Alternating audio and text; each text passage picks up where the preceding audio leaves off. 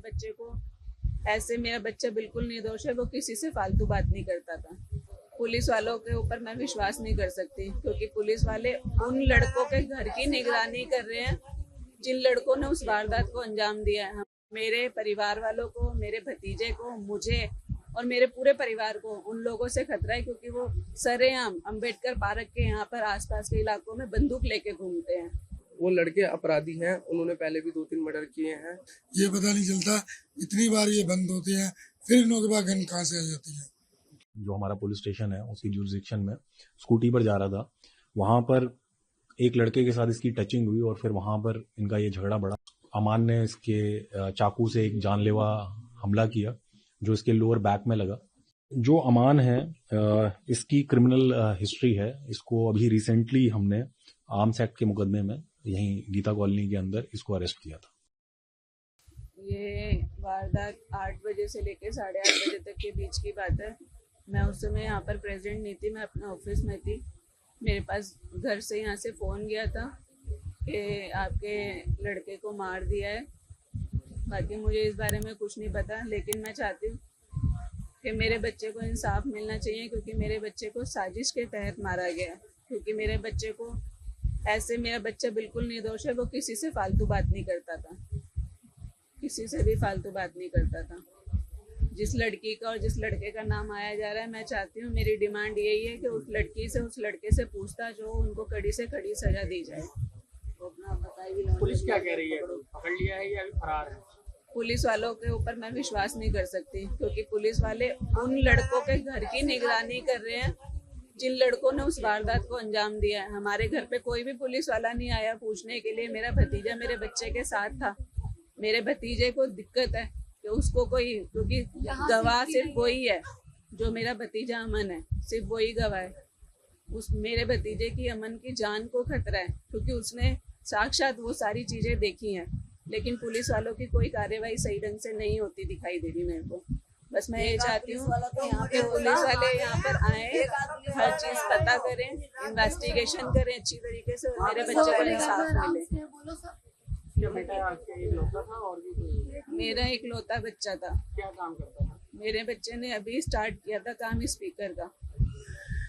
तो कोई पुरानी रंजिश थी या आप जैसे बता रहे रंजिश थी? अब मुझे ये नहीं पता कि पुरानी रंजिश थी या क्या था, इस बात के बारे में नहीं पता। ये बात वो लड़की बताएगी जिसका नाम गुल्लो है। उसकी एक बहन का नाम साहिबा है। उसके दोनों जो लड़के हैं, जिनका पिता का नाम गफ्फार है, गफ्फार के 2 लड़के और लड़कियां भी हैं, जिसका नाम साहिबा, मुन्नी, गुल्लो। उसकी माँ को भी ये बात पता थी, उसके गफ्फार को, उसका जो पिता है गफ्फार, उसको भी ये बात पता थी। उनके जो लड़के हैं वो भी बंदूक लेके ऐसे ही घूमते रहते हैं, सरेआम गुंडागर्दी करते हैं। तो मेरे परिवार वालों को, मेरे भतीजे को, मुझे और मेरे पूरे परिवार को उन लोगों से खतरा है, क्योंकि वो सरेआम अंबेडकर पार्क के यहाँ पर आसपास के इलाकों में बंदूक लेके घूमते हैं, जिससे हमें बहुत ज़्यादा खतरा है। तो मैं चाहती हूँ कि उसके परिवार से पूछताछ की जाए, सारी हकीकत सामने आ जाएगी। सर, मेरा गैरेज का काम खत्म हो गया था, वो मुझे लेने आया था घर के लिए। 8 बजे की बात थी। हम जा रहे थे, हमने अंबेडकर पार्क शिव मंदिर के पास से कट लिया। हमारी स्कूटी का साइड मिरर 2 लड़कों को लगा। उन्होंने गाली दी, हम वहाँ पर रुके। उन्होंने एकदम से गन निकाली और यश के सर पे लगा दी।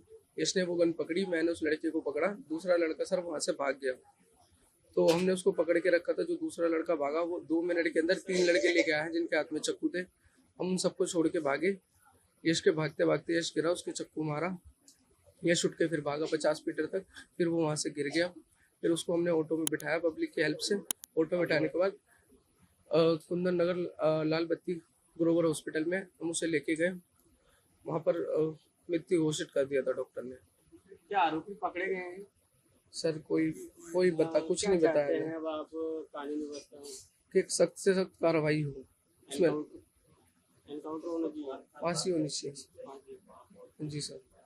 वो लड़के अपराधी हैं, उन्होंने पहले भी 2-3 मर्डर किए हैं, जिसमें से वो एक लड़का छूट के बार बार आ जाता है, जो है नाबालिग।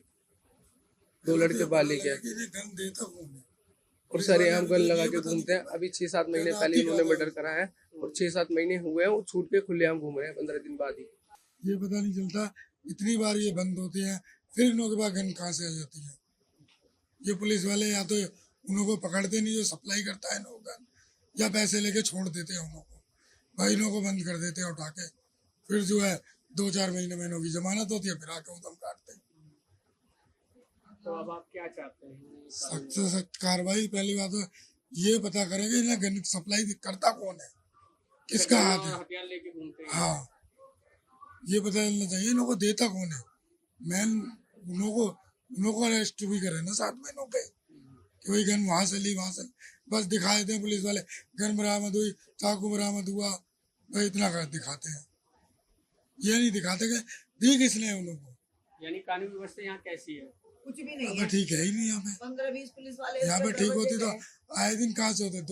दो मर्डर एक साथ पहले हुए, फिर इन्होंने 2-3 गोलियां चलाई। जो 2 मर्डर में लड़का था उसका नाम लक्की है, वो भी इन्हों के साथ था। कैमरे में आ रहे हैं डायरेक्ट, कहते हैं घर वालों ने निकाल रखा है, धंधा घर वालों पे एक्शन देते।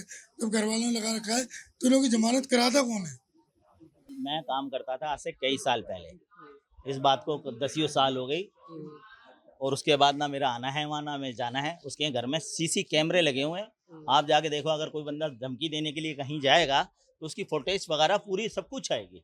आप चेक करो उसके जाके कैमरे, अब नहीं 1 साल ने 2 साल 3 साल के कैमरे चेक कर लो। अगर मैं दिखता हूँ तो आप मुझे अरेस्ट करवा सकते हैं, मैं सरेआम अरेस्ट होने के लिए तैयार। अभी आपकी बेटी कहाँ पर है? थाने अभी सुबह 10:30 पौने 11 बजे करीब नाश्ता पानी करके गई हैं कंप्लेंट के लिए कि हम कंप्लेंट लिखाने जा रहे हैं। क्या पुलिस आई थी घर पे?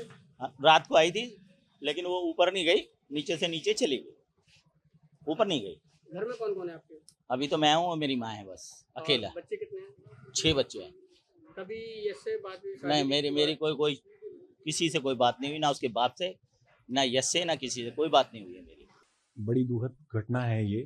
कल करीब 9:50 पर हमको एमएलसी मिली RS ग्रोवर हॉस्पिटल जो लक्ष्मी नगर में है, वहाँ से ये इतला मिली कि एक लड़का जिसका नाम यश है, जिसकी उम्र 19 साल है, उसको डिक्लेयर्ड डेड। जब उसको हॉस्पिटल लेकर गए घायल अवस्था में, तो डॉक्टर ने उसको डिक्लेयर डेड कर दिया। वहाँ पर उसको एडमिट कराया गया, तब ये एमएलसी हमको मिली। जांच में ये पता चला कि ये यश नाम का लड़का अपने कज़न के साथ रानी गार्डन एरिया गीता कॉलोनी जो हमारा पुलिस स्टेशन है उसकी जुरिसडिक्शन में स्कूटी पर जा रहा था। वहाँ पर एक लड़के के साथ इसकी टचिंग हुई और फिर वहाँ पर इनका ये झगड़ा बढ़ा, और उस झगड़े के दौरान उन लड़कों में से एक लड़के ने, जिसका नाम अमान है, इस अमान ने इसके चाकू से एक जानलेवा हमला किया, जो इसके लोअर बैक में लगा एक चाकू का, जिससे ये घायल हो गया। और घायल अवस्था में जब इसको हॉस्पिटल ले गए तो इसकी मृत्यु हो गई। इनिशियली जो हमारी जांच में आया तो इसमें 3 लोगों का नाम इसके अंदर हमारे सामने आया है, जिसमें से 2 लोग तो अडल्ट हैं, मेजर हैं, और एक लड़का माइनर है। जो मेजर हैं उसमें से उसका नाम अमान है, एक का जो यहीं रानी गार्डन एरिया का रहने वाला है, एक का नाम लक्की है जो सरोजनी नायडू पार्क में रहने वाला है, और एक लड़का इसमें जुवेनाइल है जिसकी उम्र 15 साल है। सर, किस बात को लेकर दोनों के बीच में झगड़ा हुआ था? क्या रोड रेज सीरियस रहा सर?